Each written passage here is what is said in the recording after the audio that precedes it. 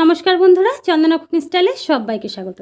आज चले एसेछि गरम गरम भातेर संगे आलू फुलकपि दिए रुई माछेर झोल सबथेके किभाबे बेशी खेते भालो लागबे सेटाई एई भिडियोते शेयर करछि। भिडियोटी भालो लागले प्लिज एकटी लाइक करबे और चैनलटी सबस्क्राइब करे पाशे थाकार जोन्नो अनुरोध करछि। तो चलो भिडियोटी शुरू करा जाक। एखाने निये नियेछि एकटा फुलकपि। एखन फुलकपिटा केटे निচ্ছি। फुलकपिटा काटार परे गरम जलेर मध्ये खूब भालो करे धुए नेब। ठीक एरकम भावे बड़ बड़ टुकरो करे फुलकपिगुलो केटे निচ্ছি।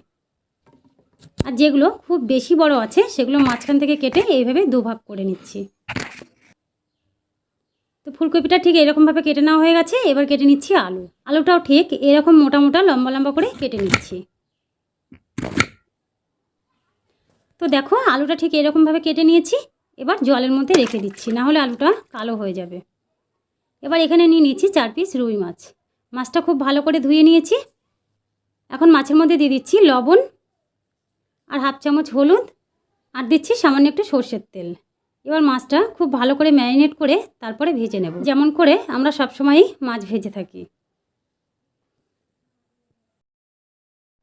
এবার এখানে মাছটা রান্নার জন্য আমি কিছু মশলা করে নিচ্ছি। তার জন্য দিয়ে দিলাম 4-5টা শুকনো লঙ্কা, 2 চামচ গোটা জিরে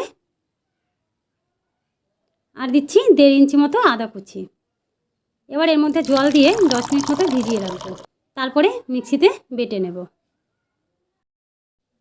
গ্যাসের উপরে বসিয়ে দিয়েছি কড়াই। এখন কড়াইটা ভালো করে গরম হয়ে গেলে দিয়ে দিচ্ছি 4 টেবিল চামচ সরষের তেল। এখন তেলটা খুব ভালো করে গরম হয়ে গেলে এবার মাছগুলো ভেজে নেব।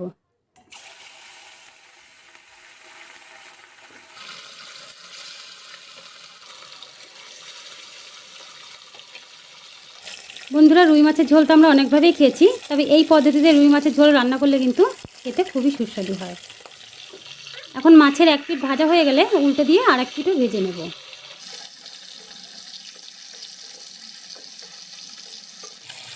তো মাছটা ঠিক এইরকম লাল লাল করে ভেজে নিয়েছি। এখন 2 পিঠই ভাজা হয়ে গেছে। এবার মাছটা তুলে নিচ্ছি। এখন এই মাছ ভাজা তেলের মধ্যেই কেটে রাখা ফুলকপিগুলো ভেজে নিচ্ছি।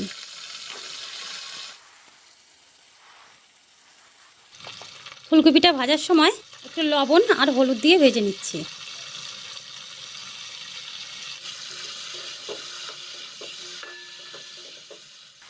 তো দেখো ফুলকপিটা ঠিক এরকমভাবে ভেজে নিয়েছি। এবার ফুলকপিটাও তুলে নিচ্ছি।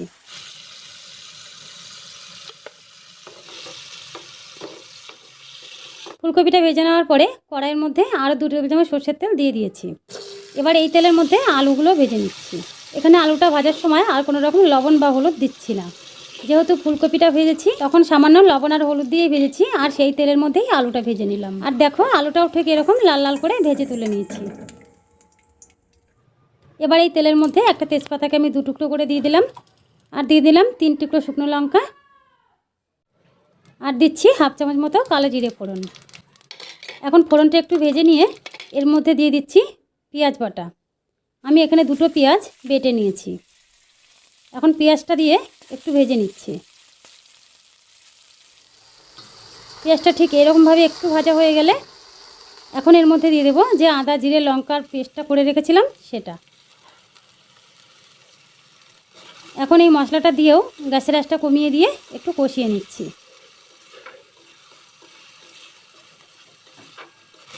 এবার দিচ্ছি 1 চামচ হলুদ গুঁড়ো, পরিমাণ মতো লবণ। এবার ঝালের জন্য দিচ্ছি হাফ চামচ লঙ্কার গুঁড়ো, যেহেতু শুকনো লঙ্কা দিয়েছি সেটা বুঝেই লঙ্কার গুঁড়োটা ব্যবহার করছি। এবার সব কিছুকে খুব ভালো করে কষিয়ে নেব। মশলাটা ঠিক এরকমভাবে কষানো হয়ে গেছে। দেখো মশলা থেকে তেল ছেড়ে দিয়েছে। এখন এর মধ্যে দিয়ে দিচ্ছি একটা টমেটো বাটা। এখানে একটা বড় সাইজের টমেটোকে আমি বেটে নিয়েছি। এখন টমেটোটা দিয়ে মশলাটা আরও ভালো করে কষিয়ে নিচ্ছি। এখন দেখো মশলাটা খুব ভালো করে কষানো হয়ে গেছে আর সুন্দর একটা কালারও চলে এসছে। এখন এর মধ্যে দিয়ে দিচ্ছি ভেজে রাখা আলু আর ফুলকপি। এখন আলু আর ফুলকপিটা দিয়ে আরও 2 মিনিট মতো কষিয়ে নিচ্ছি। আলু ফুলকপিটা দেওয়ার পরে সঙ্গে সঙ্গে জল দিলে কিন্তু তরকারিটা খেতে একদমই ভালো লাগবে না, তাই আরও একটু কষিয়ে তারপরে জল দেব। এখন সব কিছু খুব ভালো করে কষানো হয়ে গেলে এবার দিয়ে দিচ্ছি জল। আমি এখানে 2 কাপ পরিমাণ জল দিচ্ছি। এখানে জলটা একটু বেশিই দিতে হবে, কারণ এই জলের মধ্যেই ফুলকপি আলুটা খুব ভালো করে সেদ্ধ হয়ে যাবে আর যেহেতু আমরা ফুলকপি আলু দিয়ে মাছের ঝোল করছি, এখন জলটা দিয়ে জলের সাথে সব কিছু খুব ভালো করে নেড়েচেড়ে মিশিয়ে নিয়েছি। এবার যখন ঝোলটা ফুটে উঠেছে তখন এর মধ্যে দিয়ে দিচ্ছি ভেজে রাখা মাছগুলো। এখন মাছটা দিয়ে ঝোলের মধ্যে একটু ডুবিয়ে দিচ্ছি। এখন এইভাবে কিছুক্ষণ রান্না করব।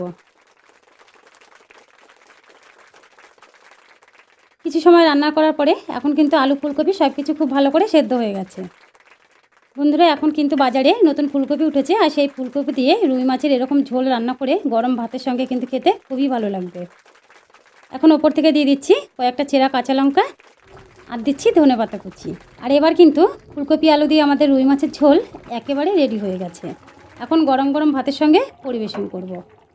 তো বন্ধুরা, ফুলকপি আলু দিয়ে রুই মাছের ঝোল তোমাদের কেমন লাগলো অবশ্যই কমেন্ট করে জানাবে। আর ভিডিওটি ভালো লাগলে প্লিজ একটি লাইক করবে, চ্যানেলটি সাবস্ক্রাইব করে পাশে থাকার জন্য অনুরোধ করছি। আবার দেখা হচ্ছে নতুন অন্য কোনো রেসিপির সাথে। সবাই ভালো থাকবে, ধন্যবাদ।